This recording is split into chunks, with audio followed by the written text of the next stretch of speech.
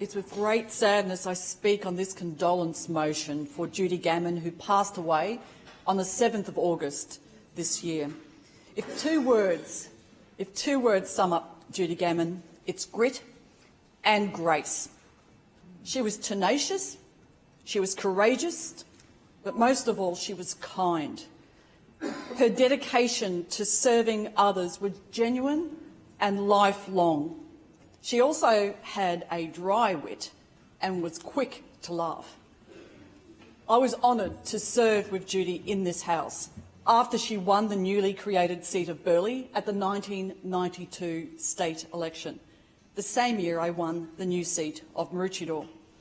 I was newly minted and she was serving for the second time, having entered the Queensland Legislative Assembly as a member for South Coast, which she held between 1988 and 1989, after winning a by-election following the resignation of Russ Hinds. It was a tough pre-selection battle at a tumultuous time for the National Party, with Judy competing against 9 other candidates for the right to be the endorsed National Party candidate in 1988. With her trademark tenacity, she prevailed and went on to work hard at the by-election, winning with a majority of 144 votes.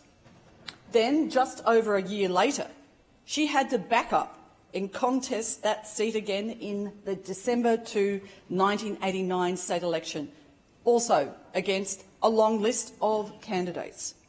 This saw the National Party lose government and Judy also lose the seat she had only just claimed. Judy's preferences elected Liberal candidate Bob Quinn in a tight battle with a difference between them of only 73 votes. But once again, in true Judy Gamin spirit, she stayed committed to her local community.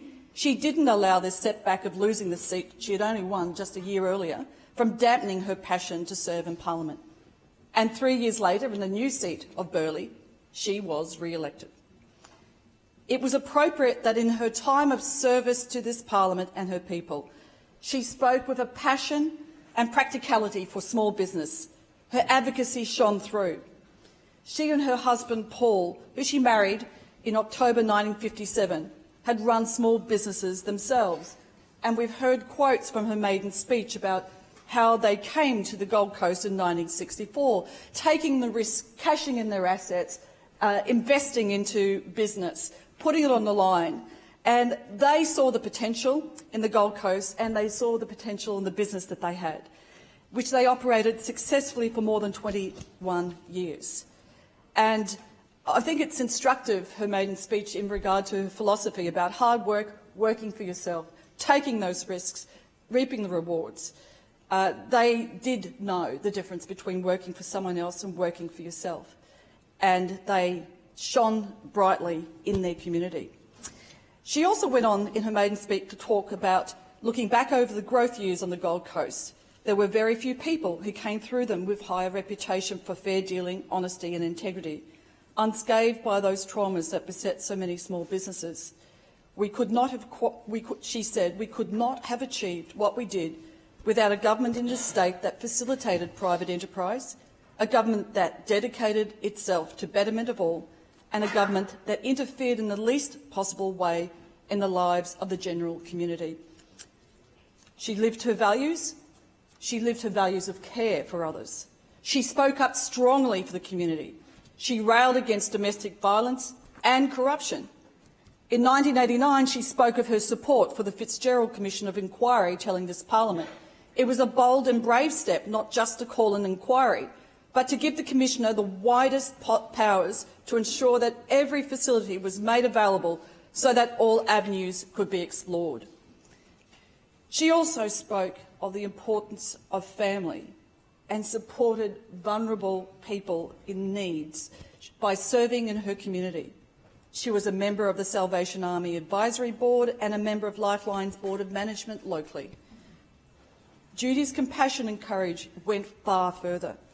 Her niece, Senator Susan McDonald, said of Judy, "For me, she was a role model, a source of practical advice, and a dry wit with a great love of life."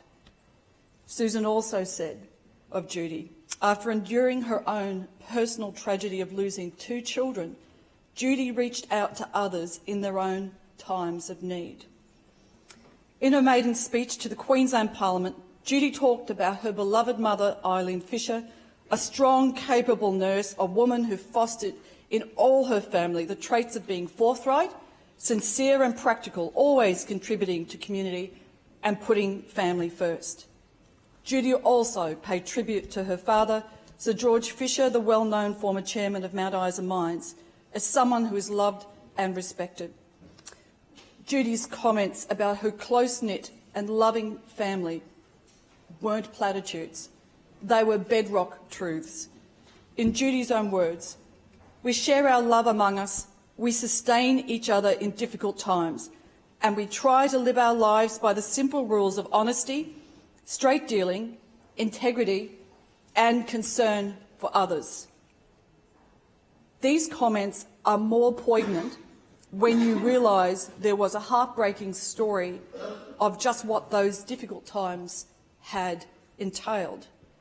Judy's beloved mother, Eileen Fisher, was killed in a plane crash near Winton in 1966, along with Judy and Paul's 2 sons, Tommy and Johnny. Judy was pregnant with her youngest son, Peter, at the time. How someone gathers the fortitude and strength to carry on in these circumstances, and not just carry on but contribute and shine, is inspiring. At Judy's memorial service, tales of that compassion for others were shared, of how Judy would write to parents of children who'd been lost in tragic circumstances to provide comfort and support. She didn't know them. She may have seen the story in the newspaper, but she wanted to provide that loving care and support from someone who had been there. Judy was a strong woman, a determined woman, a role model to women in politics, and a deeply loved and kind person who I admired and I am grateful to have served with. My deepest condolences to all the family. I pray for peace and comfort as you remember this extraordinary woman.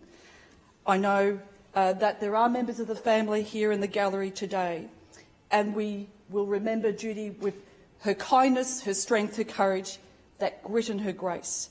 Elizabeth, Caroline, Peter, I know that Judy's sister Chris is here, and one of the grandchildren as well. To the extended family, Vale, Judy, Gamin.